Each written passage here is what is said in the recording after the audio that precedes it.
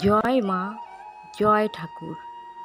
নমস্কার বন্ধুরা, মনি রেমেডিসে আপনাদের সবাইকে জানাই স্বাগত।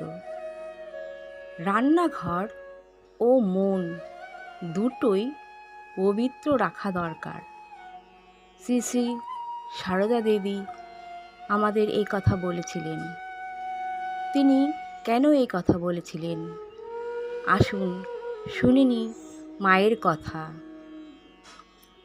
একটা বাড়ির সুখ শান্তি কোথা থেকে শুরু হয় জানেন? টাকা দিয়ে, বড় বাড়ি দিয়ে, নাকি ভাগ্য দিয়ে?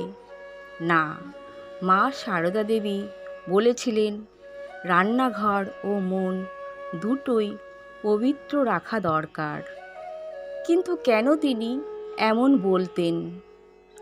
রান্নাঘরের সঙ্গে মানুষের ভাগ্য, শান্তি, এমনকি সংসারের সুখের সম্পর্ক কোথায়?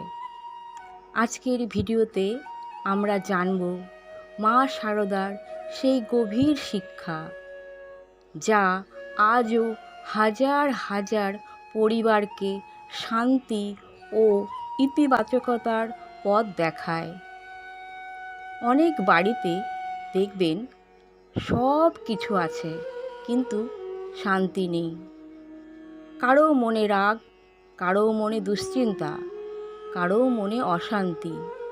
আবার কিছু ছোট সাধারণ পরিবারকেও দেখবেন কমের মধ্যেও সুখ, হাসি আর শান্তি। কেন এমন হয়? মা সারদা বলতেন, যে বাড়ির রান্না ভালোবাসা, ভক্তি আর শান্ত মন দিয়ে তৈরি হয়, সেই বাড়ির পরিবেশ ধীরে ধীরে বদলে যায়। কারণ শুধু খাবার নয়, মানুষ নিজের মনের শক্তিও খাবারের সঙ্গে অন্যের মধ্যে ছড়িয়ে দেয়। মা সারদা দেবী নিজে হাতে রান্না করতেন। তিনি বিশ্বাস করতেন রান্না শুধু পেট ভরানোর জন্য নয়, এটা এক ধরনের সেবা। তিনি বলতেন, রাগ, হিংসা, অশান্তি নিয়ে রান্না করলে সেই প্রভাব সংসারের উপর পড়ে। মানুষের মানসিক অবস্থা, তার আচরণ, পরিবেশ এবং পরিবারের উপর গভীর প্রভাব ফেলে। মা সারদা তাই রান্নাঘরকে শুধু একটি ঘর হিসেবে দেখেননি, তিনি এটিকে দেখেছেন সংসারের শক্তির কেন্দ্র হিসেবে। আর মন যদি নোংরা চিন্তা, হিংসা, অহংকারে ভরে যায়, তাহলে বাইরের সুখ কখনো স্থায়ী হয় না। তাই তিনি বলতেন, প্রথমে নিজের মন পরিষ্কার করো, কারো দোষ দেখো না, ভালোবাসা দিয়ে সংসারকে বেঁধে রাখো।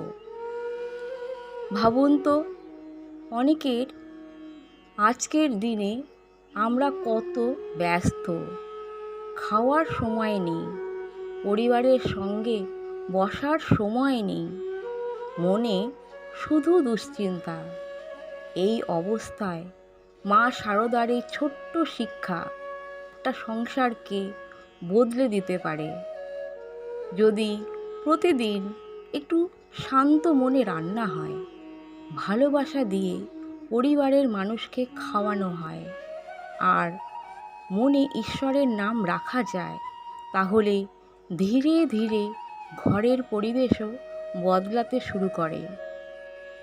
মা সারদা দেবীর শিক্ষা খুব সহজ ছিল, কিন্তু সেই সরলতার মধ্যেই লুকিয়ে ছিল গভীর জীবনবোধ।